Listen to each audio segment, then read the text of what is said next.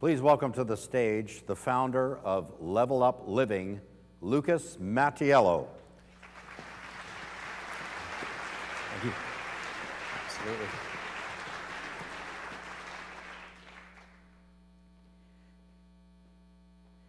Entrepreneurs, professionals, the ability to have the confidence to share your message is a game changer. Because you see, there's two worlds that are possible for you. On one hand, there's a low confidence world. In this world, what there is people pleasing. It's fear of sharing what you believe. It's hesitation. It's missed opportunities, and then beating yourself up thinking, why didn't I share my message? Why did I hold back? And in this world, with each opportunity that's missed, you're avoiding the recognition you deserve, the income that you deserve, making the difference in the world, and you're adding regrets. Now, that's the low confidence world, and unfortunately, this is where majority of professionals, entrepreneurs are today. But what I want to open up to is that there is this other world, and it's the high confidence world. And over here, it's completely different. You freely speak your mind. You're authentic with sharing what you believe in. You take a stand for the message that you want to empower others for. And as you're freely sharing your message, you're getting more exposure, you're getting seen, you're getting noticed, you're getting more of your ideal clients, and you're helping transform more lives. This leads to increased income, greater satisfaction, and making a bigger impact in the world. Two different worlds here, low confidence, high confidence.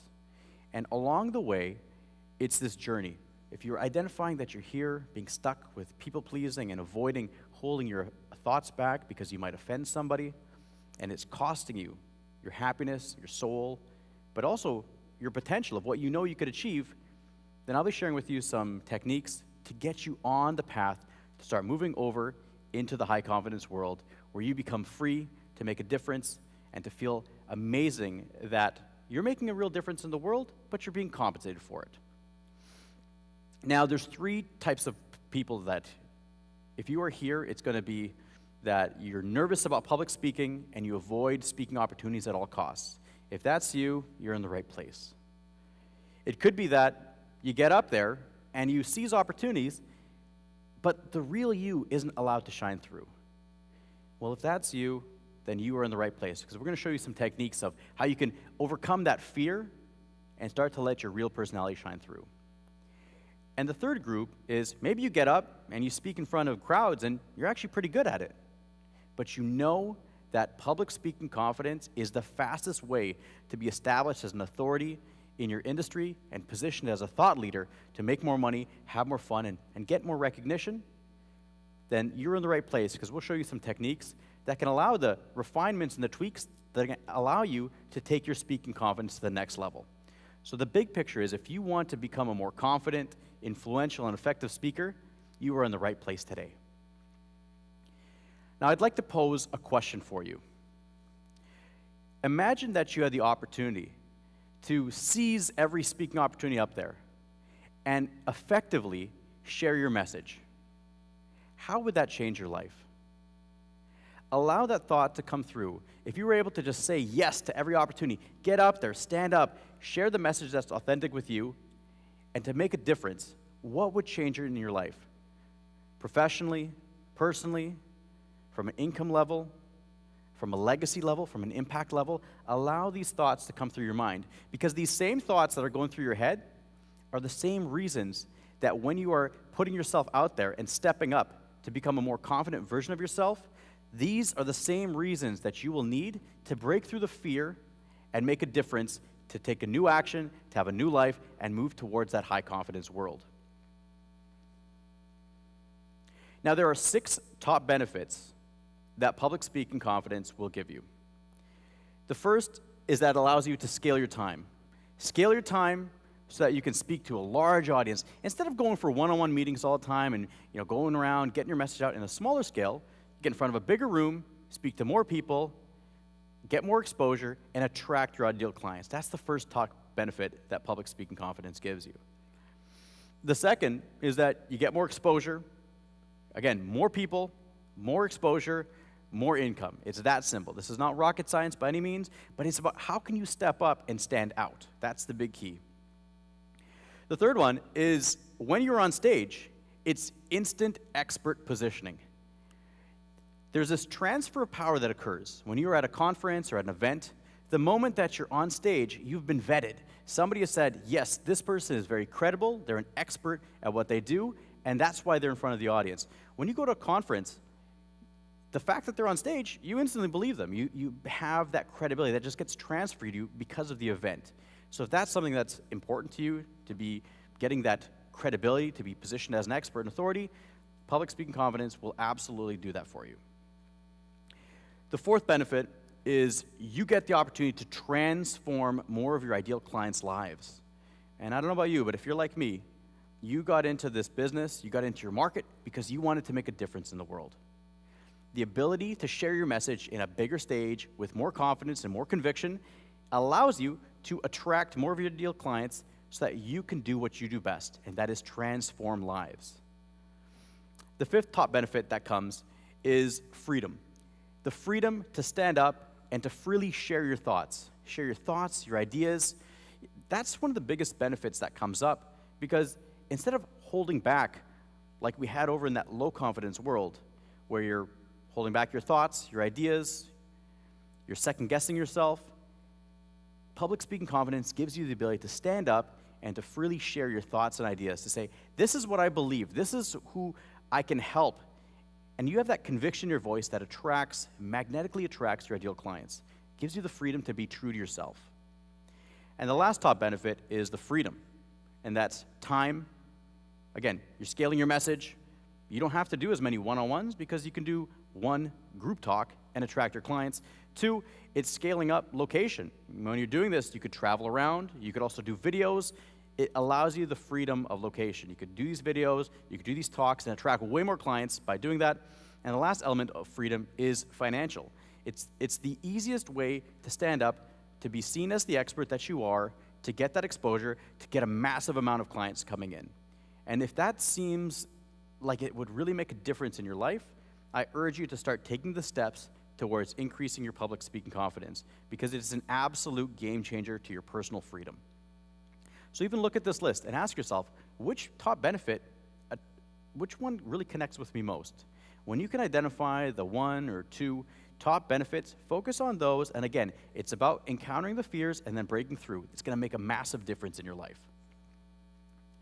Now, 3 common confidence communication myths that come up. They're very common.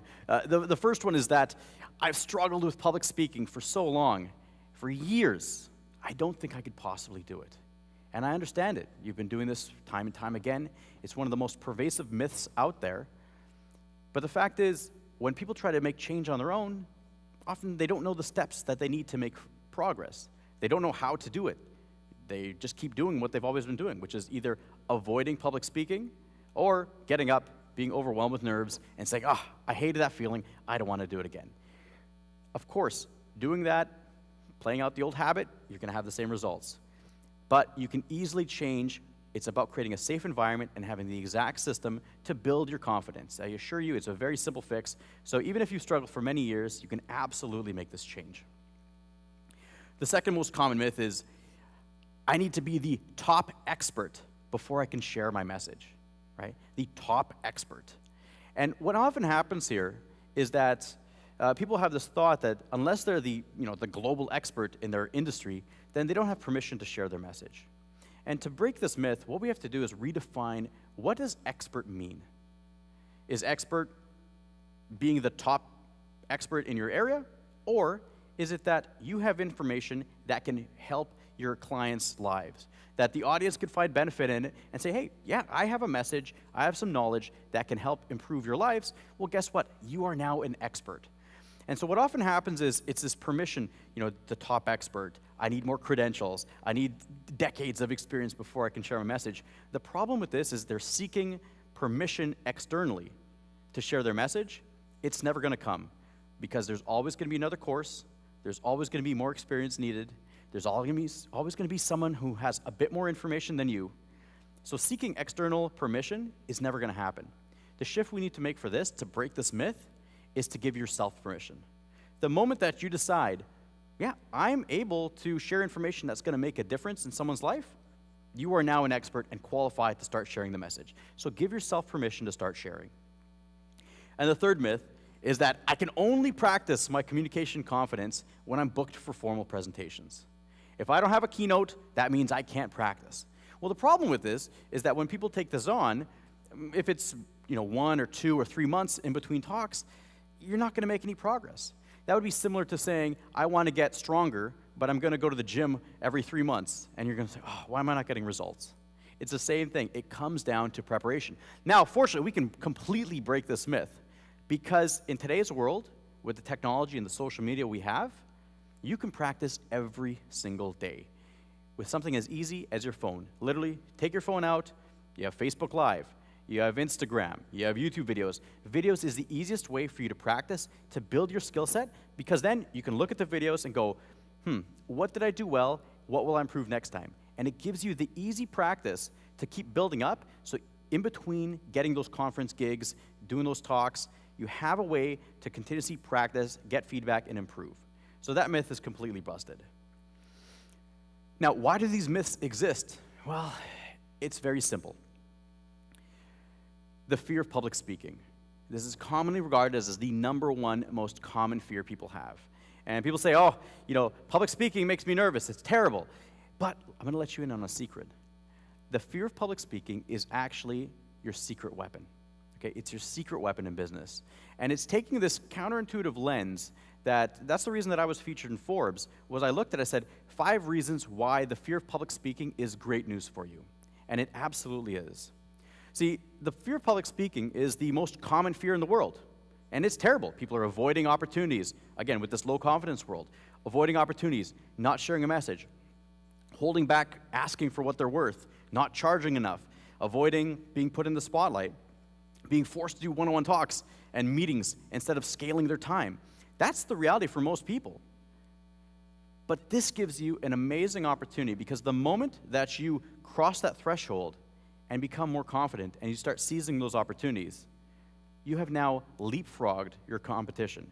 Because while they're stuck hiding behind Facebook, putting out posts, pretending they're getting exposure, you are actually getting in front of people, you're getting in front of audiences, and you are maximizing your time. So the fear of public speaking is a terrible thing if you struggle with it and you don't do anything about it. If you look at it and you see the opportunity, it's the quickest way. It's absolutely your secret weapon, because getting up in front of audiences, think about it from an engagement level. Would you rather interact with a Facebook post or interact with somebody giving a talk and having that real life dialogue and that connection? The stage and speaking in front of audiences is the quickest way to build credibility and a rapport. And that's why the fear of public speaking is actually great news for you. It's amazing, but people are becoming better with it. They're getting more common, training, they're moving up. At the same time, it's how can you break free from that? It starts with taking action, improving your skills, and getting with trainers and programs to build your confidence so that you can leapfrog your competition. So the fear of public speaking, take that away. It's great news for you when you take action to start improving your confidence. Now, what I want to share with you is why people struggle with public speaking. It's very simple.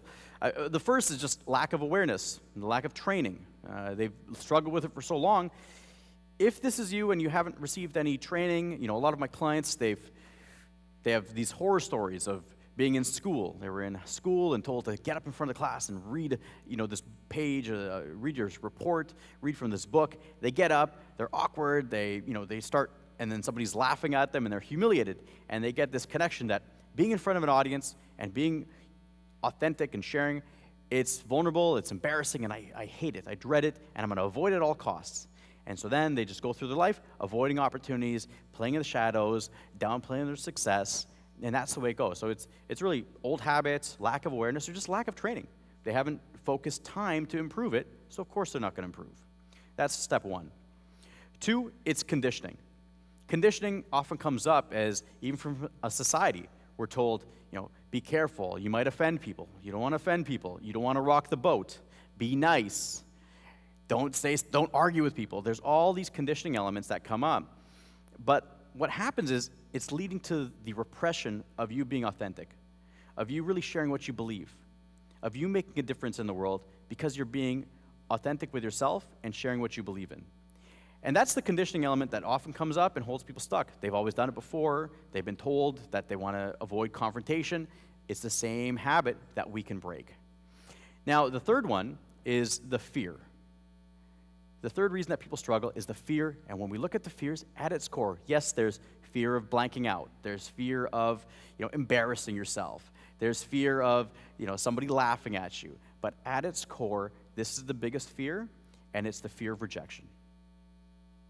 It's the fear that you are going to get up, you're going to share your message, and you're going to expose yourself. You're going to be vulnerable, and that the audience is going to reject you. Now, how often is this fear realistic? It doesn't typically happen. If you're sharing information that's valuable, people will connect with you, they'll love what you're doing, but it's this fear of rejection that paralyzes people from even getting started. And so even with this, I pose a question to you. What is rejection? Is rejection getting up, sharing your message, and some people might disagree with it? Or is rejection having something that you really believe in, having a message that's impactful, but allowing the fear to prevent you from taking the step to share it? Put that on yourself and think about that. What really is rejection? From where I come from, rejection is withholding what you believe in and not being true to yourself. If somebody likes it or they don't, that's a second question. But at least you are putting yourself out there and being true to yourself. So even reframing rejection, that's one of the keys. I'm going to show you a technique coming up, how you can completely eradicate that and have the confidence to stand up. Now, you might be wondering, who is Lucas Mattiello? Well, I'm here. I'll get to a quick story. So yes, I'm an official TEDx speaking coach. I work with clients to get them in front of thousands of people, and that's amazing. But where that comes from is my own story. And people often look and they're like, oh, you're really comfortable on stage, you're having fun up there, it's a lot of, it's easy for you, it's really hard for me. And if that's where you're coming from, I totally understand. At the same time, you got to look at the backstory. I am where I am today because of my circumstances. And that was age 14, high school wrestling in particular, I started having my first panic attacks. I had anxiety. I didn't know what it was. I thought I was having a heart attack. And I remember the feeling of just being completely embarrassed and thinking, what's wrong with me? I'd look around and see my other teammates, they're able to live their life and go to practice, and I was constantly getting in these states of anxiety and panic and thinking that I was having these heart attacks. And that was a thought where I would see everyone else and go, why can they do it, and what's wrong with me? This fear and embarrassment continued for many years. I vowed to hide it. I didn't tell anybody. From 14, I lived with this. I lived with it until I was 29. And on that path, I took many losses. Losses of being authentic with who I was, being afraid of letting people know really what was going on inside. And to cope with that and compensate, building this false armor to keep people away from getting to know the real me. And the reason I did that was because I was afraid that if people knew that I had anxiety and I was struggling with these panic attacks, that they would think that I was messed up, that I was crazy, that there was something wrong with me. And that fear was paralyzing. And so maybe for you, you're thinking, you've had this fear of putting yourself out there, and I totally understand where you are. At 29, I lost my job. When I lost my job, I felt like I lost my identity. I lost my purpose in life. I lost who I was as a person. I lost my reputation. And that sent me into a spiral because I'd had 15 years of hiding my anxiety, of living with panic attacks, of struggling in the darkness due to fear. And then at 29, it hit a point where it just all came apart. And at that time, that was the first time that I reached out and said, I need to get help. And I went there, I met with a psychiatrist. He put me on a stress management program. I made a number of lifestyle changes. And from there, I started rebuilding my life. Now, as I was rebuilding my life, I had an idea to start sharing my message, sharing what I was going through. I was diagnosed with the psychiatrist of having panic disorder. And that was both sides. At one hand, it was really great to say, okay, now I know what's been holding me back. But on the other hand, I thought, oh my God, I've been diagnosed with a mental illness. I'm mentally ill. My fear was to be seen as being damaged goods, and now I've got this stigma around myself. And that was the fear, that was the element that really came, and it took a long time to get through the self-stigma of saying, okay, this is what I'm dealing with. But the shift happened when I said, this is where I'm right now. What am I going to do with it to move forward? And that's when I changed my life. I did the programs, and I started to share my message because I thought there's got to be other people that are struggling with anxiety, that are hiding in the shadows, that feel helpless, that want to share their message in a bigger way, but they're being held back. So I started a blog, and that blog was Level Up Living. And I came up with the name when I came across Maslow's hierarchy of needs. It's a neat chart, and it was showing that as humans progress, they're going to keep moving forward. And as I built it up, it kept going and going and going. And I said, that's what I'm doing. I'm leveling up my life. And so the blog was Level Up Living. I started sharing with it. People were connecting, and then they started reaching out to be hired by me. And I started working with clients and building them. And on that journey, I started sharing my message, and I overcame the anxiety in my personal life, and then I had to overcome the anxiety of presenting. I was having anxiety talking about my anxiety, which was kind of funny, but it was something that I had to overcome. Now, fortunately, I had the tools to overcome it, and that's what I created to start applying it specifically to public speaking. Because public speaking, there's the whole content side. That's the easy part, how to put a message together, how to make it succinct, how to drive home a point. The harder part was, how do you put yourself out there? How do you overcome those fears? How do you get past that and started? And that's where I really specialized by combining the stress management, the anxiety, and how we can build confidence. So today I do keynotes. I have a company that we do training of Communicate with Confidence. I'm an official coach. So this is the role, though. While I do speak in front of audiences like this, the best part for me, the most rewarding part, is I do that, but I help people do this. So this is Mike. He was one of my clients. He's here delivering his TEDx talk in front of over 2,000 people. He made a huge impact in the world, had an amazing talk. He's got hundreds of thousands of views already. He's got tons of clients from it. And the biggest thing is that I'm able to look back and empower these individuals to seize the opportunities and fulfill on their potential. Now, you might see this and go, wow, 2,000 people. I don't think I could ever speak in front of an audience that size. But here's the thing. You absolutely can. It's about getting started. Maybe your 2,000 people starts off as 30. Maybe you get started with 30 people, and then it goes to 50, and then 100, and you constantly build it up. But it all comes down to you starting. When you can start this journey, that's when it all changes. So people see that and go, oh, I don't think I could ever do a TEDx talk. I don't think I could speak in front of thousands of people. But the one thing that people don't often see is what happens behind the scenes. Because they look at these people and they go, they're special, they're so different, they're way better than I could ever be. And I'm going to share you some behind the scenes. Right before we're getting up, I'm going to show you a picture, and it was Melissa. We're getting ready to hit the stage. It's the two of us. We're in the green room. There's nerves flying. She's like, oh, I don't know. We've been working on this for 7 months to get ready. And then we're standing side by side. She's being introduced, and she turns to me and says this. Lucas, can I hold your hand? And it was in this moment, she's here being introduced to step in front of an audience of over 2,000 people to deliver the talk of her lifetime. And it was having somebody in her corner to hold her hand and ground her to get ready. We just sat there in silence, holding hands.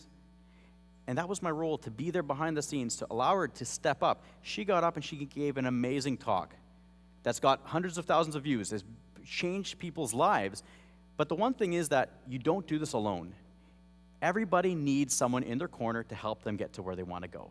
Nobody does this alone. So you need that person that's going to be in the trenches with you as you're stepping up and improving your life. So that's what I'm going to be sharing with you, is how we can start move forward with this to build your confidence to get in front of those stages. So there was 2 key decisions that helped me get started on my path. The first is that I committed to my mission to empower professionals, entrepreneurs, business owners. I committed to my mission. I knew that I had a message to share. I was on this planet for a reason, and it's to empower people to step up and make a big impact in their life. When you have that commitment to your mission, that's going to allow you to overcome those fears. You need that commitment. If you don't have it, the fear's going to win out. The fear will win out every time, and it's going to hold you back and make you play small. Commit to that mission and start taking steps forward. So, key decision number 1, committing to my mission. Key decision number 2 was I hired a mentor. I invested in myself. I knew that I couldn't do it alone, and I also knew that there was people that were better at this, that knew the steps that I needed to take. And that's the thing. Mentorship and training is the fastest way, either from avoiding mistakes to avoiding lost time. This was a key decision. And I remember when I first hired my mentor, I didn't have the money, but everyone thought I was like, oh, you can't waste this money. At the same time, it came down to this one decision. I said, I can't afford not to invest in a mentor because I knew what I was possible if I executed my vision, but I also knew that I couldn't do it on my own. I needed someone to get there, to hold my hand through this process. So I invested in a mentor because I believed in myself, and it's paid off time and time over. Many times over, that investment has paid off. So again, mentorship and training is the fastest way for you to get to where you want to go because you know what you're capable of doing. Let's speed up that process, okay? So that's the key decisions that came up. Now, there's a hidden block that often comes up that holds people back from being the most confident self, and it is this. It's cognitive load. So you know when you get on stage and you're there, you're speaking to an audience, and then all of a sudden, you just get overwhelmed, you can't really see straight, you know, the audience it's just a big blur, and you find that you're not as funny as you normally are, you're not as articulate, you feel really nervous, you might even become a bit more robotic and stiff. Well, what's happening here, it's called cognitive load. And the reason this comes up is that when you are in one-on-one or a small group environment, there's less people, there's less pressure. But when you start shifting it and you go, okay, how can I make a bigger impact? And you have all these eyes on you, you get overwhelmed, and it's like running a computer with too many programs at once. Your mind gets overloaded, the performance slows down, and it activates this fight or flight response. And that's why it's hard to think clearly, it's hard to be as articulate. All these elements come when your mind gets overloaded. So what we're gonna do is I'm gonna share with you some techniques that you can use to control it and move this down and become more confident. 3 key reframes for you. 1, from presentation to conversation. View this as a conversation with an audience. Instead of thinking of presentation leads to people thinking it has to be perfect, it has to be ideal, it's switching it to how can you make this a conversation. The second one is it's not you versus me, it's we. Every time you hit the stage, ask yourself, this isn't an adversarial approach. You are here to help your audience. They are there to learn from you. It's very simple. Every time you get up there, it's about we. We are all in this together. We're here to help each other. And the third one, it's the question, progress or perfection? Which one do you want? If you're focused on perfection, you're going to hold yourself back. You won't take action. When you focus on progress is how can you slowly build up and improve every single time? When you do that, that's going to help you move forward and improve your life. So the last thing I want to share with you is every time you hit the stage, it's the 20-20-60 principle. And that's knowing that 20% of the audience is going to love you regardless of what you say.